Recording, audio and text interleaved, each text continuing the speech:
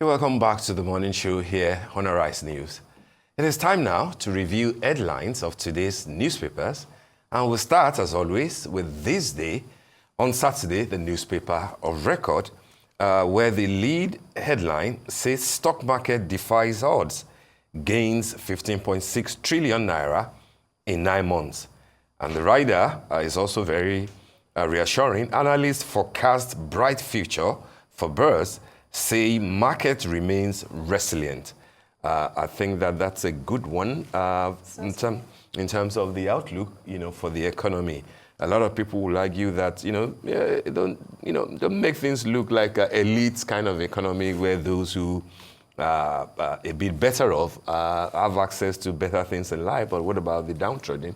What about the poor? What about those who can approach banks for loans and things like that? But in terms of, a potential investment, Lila, you spoke about the investment component of what the CBN is doing the other time. And I think that this also sort of reinforces that optimism that maybe it is not all bleak on the economic outlook. These are impressive gains. Investors have continued to invest in blue chip companies despite economic challenges, including challenges like our double-digit inflation rate, unstable foreign exchange market, and a soaring monetary policy rate as well. And just looking at the figures there, in that lead story today on This Day, the overall market capitalization of the Nigerian Exchange Limited as of September 27th closed at 56.578 trillion naira. That's an increase of 38.27% when compared to the 40.918 trillion naira that it closed at the end of 2023. Now, this means that the Nigerian stock market is one of the best performing exchanges in Africa, putting us ahead of the Johannesburg Stock Exchange and also the Egypt stock market as well. So let's see if this momentum is maintained. We've seen a lot of foreign investment into stocks such as Dangote Cement and Airtel Africa. Those are some of the stocks that are responsible for these gains. Some analysts also say that reforms by the government and the CBN may have played a critical role in this performance as well. But overall, like I said, these are very impressive gains. Absolutely. All right. The story on top of that lead, Tinubu, First Lady, Akpabio, Abbas, Atiku, governors, PDP, APC, others mourn Patience Eno. Describe her as humble, resilient, kind, dedicated to her people. That, of course, is the wife of the governor of Akwa Ibom State, who passed on yesterday at the age of 57. Our condolences to the governor and the entire family, and these are, VIPs in Nigeria, including the president, extending their condolences to the family of the late Madam Patience Eno. On top of the masthead, actually, Musawa in New York says Nigeria's creative economy poised for global impact. That's the Honorable Minister for Arts, Culture and the Creative Economy, who we've been seeing on the sidelines of the UN, GA in New York. I see Hannatu Musawa as a minister who likes to, who enjoys a bit of traveling.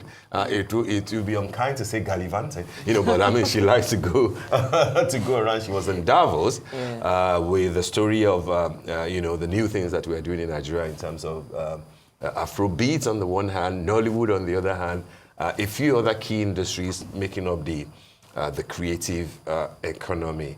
What I find slightly odd, though, is that it is only the Minister of Creative Economy that we are seeing, particularly outside of the country.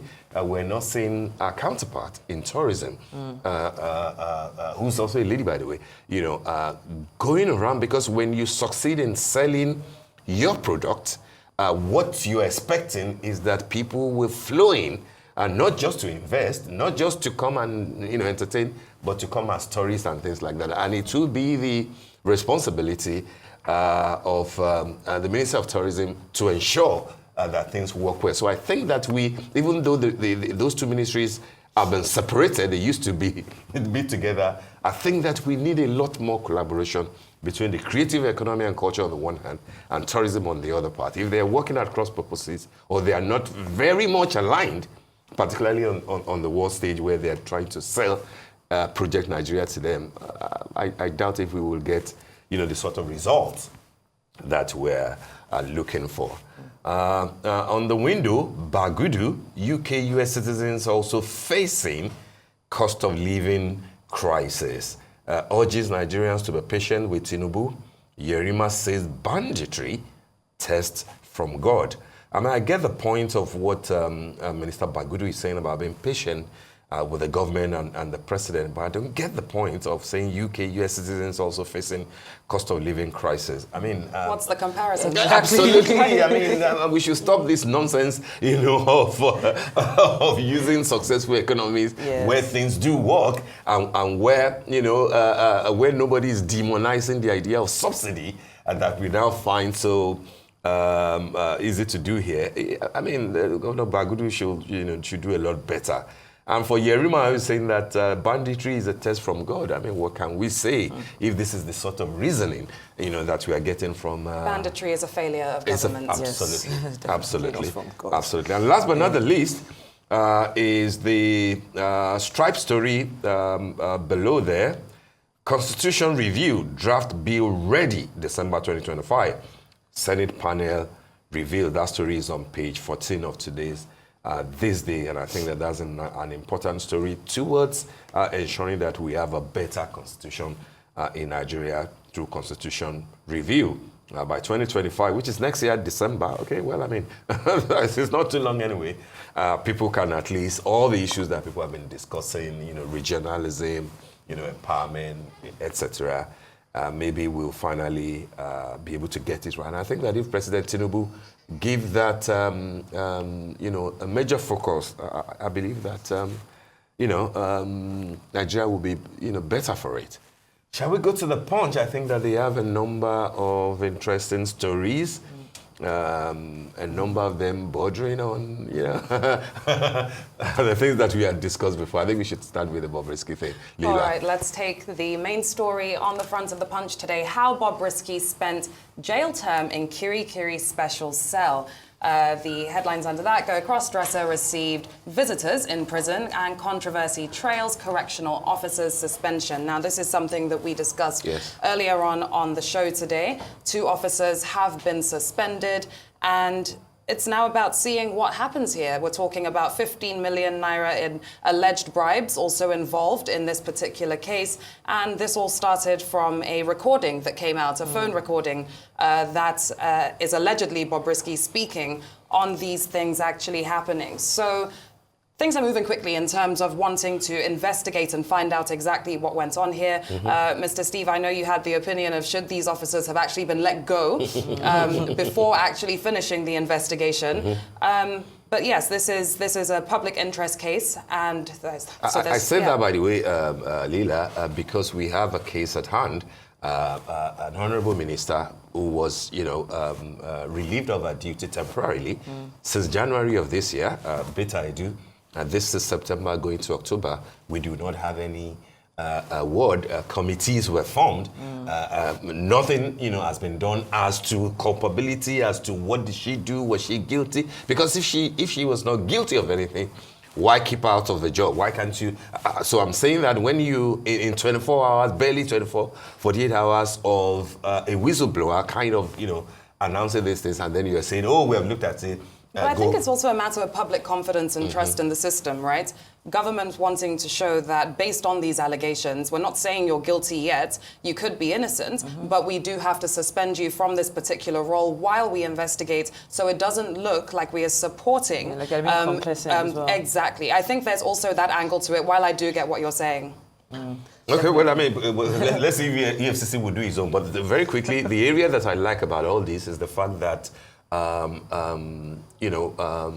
major news outlets are now showing interest in this. I like the fact that Punch is investigating this the same way that Fisayo Shoyombo, who's a very respected investigative journalist, has also delved, fully into what actually happened. So that when we are dealing with officers that are culpable, don't let us also forget the very person that caused all this, who did offer bribes, allegedly, if somebody has offered bribe and you are punishing, or you seem to be punishing the officers, let us also look closely to this person who has been consistently irritating a lot of people. And I think that we should just let the law take its course, in the right way, frankly speaking.